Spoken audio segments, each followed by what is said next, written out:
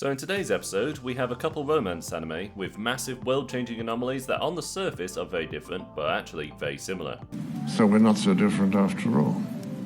Weathering with You had never-ending rain across Japan, where only a single girl can bring back the sun, while had a massive thing descend on Tokyo, creating all kinds of whirlpools and gravity anomalies that make just the perfect place for runaway teenagers to do parkour. Parkour! Parkour!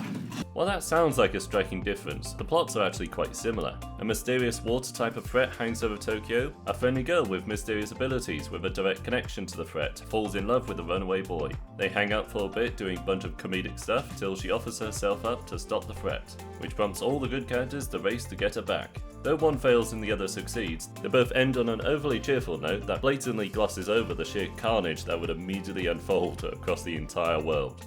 The most striking difference, however, was how I felt after watching them.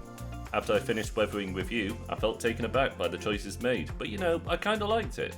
A surprise, to be sure, but a welcome one. Whereas after I watched Bubble, I gleefully rubbed my hands together. I'm gonna enjoy this.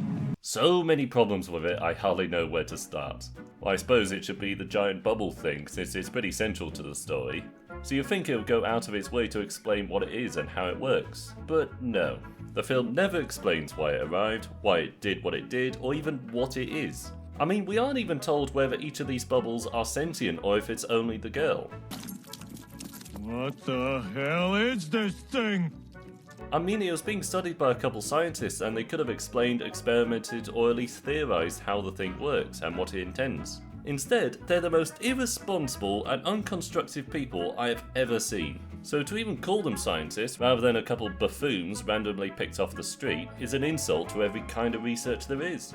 That reminds me, what was with that explanation of what happens when Andromeda collides with the Milky Way? 私たちの銀河も確か45億年後にアンドロメダ銀河と一つになるんだって。そしたら爆発して。Guys, you have Google. At the center of each galaxy is a massive black hole, and when two galaxies merge, they create a bigger black hole, and at most, it creates a quasar. Honestly, why did you think it would explode? Also, space is so unbelievably vast that it's nearly impossible that anything will even pass through our solar system during the collision, let alone anything actually hitting us. And then there's that inclusion of the Little Mermaid story, where she turns into bubbles at the end. Funnily enough, that's actually how the original ended. The Little Mermaid turned into Seafoam because she refused to stab the prince to death. Okay writers, you get a tick for that. And then several massive red marks for how often it's used. 人魚姫。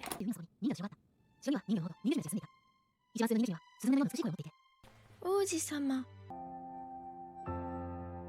姉様たちは人魚姫が海に帰ってくることを望んでいた。人魚姫の胸は、人魚姫は船底に身を投げ出した。人魚姫はとなっていくのが分かっても。It's all so laughably blunt that any kind of romantic connection sails merrily away. Well, I say that, but for the audience to actually engage with the romance between the characters, they kinda have to have character. The Bubble Girl's just a bog standard fish out of water, without any kind of ambition or likes other than the main bloke, and he has all the personality and charisma of one of those parkour robots.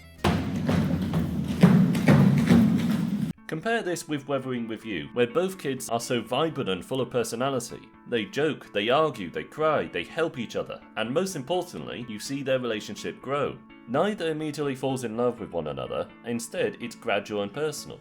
It is exactly because of these things that you can see why he desperately races to save her, even if it means dooming Tokyo or even the whole of Japan. Yeah, I didn't believe what that old lady said for an instant, and looking it up, it's even more unbelievable. So there's quite a bit of land reclaimment around Japan, but that doesn't mean raising the sea level will return it to normal. I mean, just look at this! So yeah, either the old lady is trying to cheer him up, or she needs to take her meds. But again, I quite like this ending. The relationship between these two makes it believable that he would put her above everything else. He's not really evil by doing so, nor is she. In fact, there's no real antagonist of the film. Going by its explanation, the godly dragon didn't cause the never-ending rain, and it's only with the sacrifice of the Sunshine Girl it can make it stop. Whereas has an antagonist. Well, 7 to be precise. The jet-spraying streamers, and the quote-unquote scientists. None of which get any repercussions whatsoever. The kaleidoscope thing blew up the tower at the beginning, killed a bunch of people and destroyed an entire city, while no doubt causing mass panic across the globe. Oh, and threatened to destroy the entire world, by the way. All because it got jealous. 君だったんだね。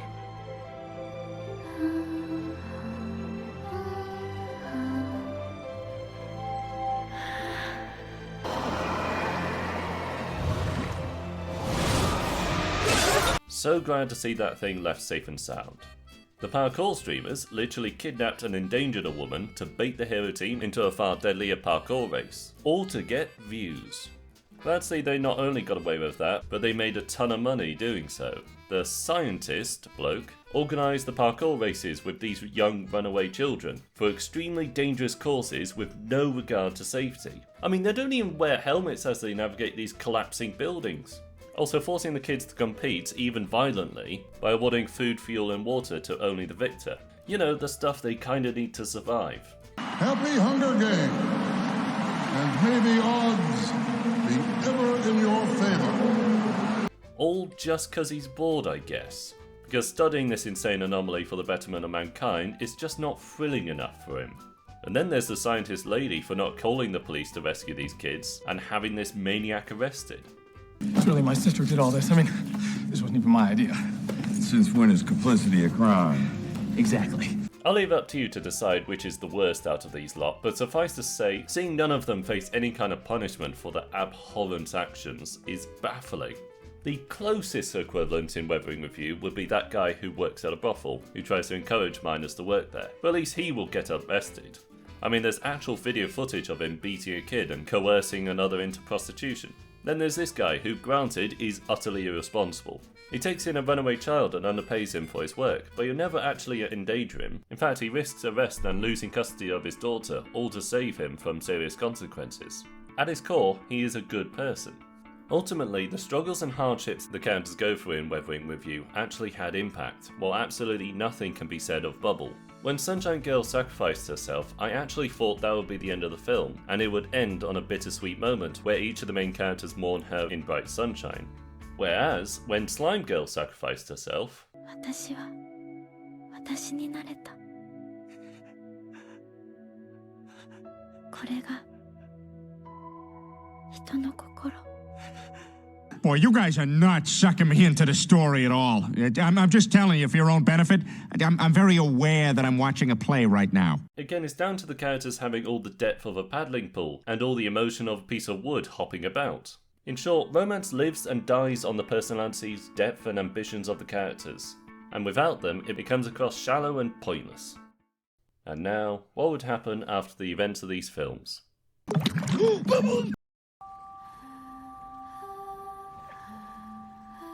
My God, they're everywhere.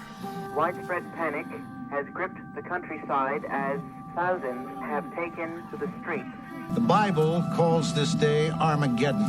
That the entire planet is about to be destroyed.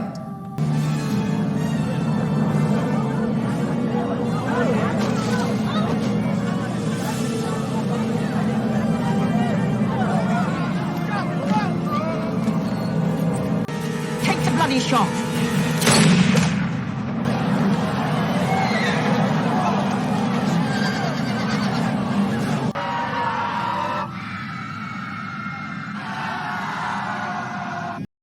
Nothing ever dampens your spirits, does it, Sam?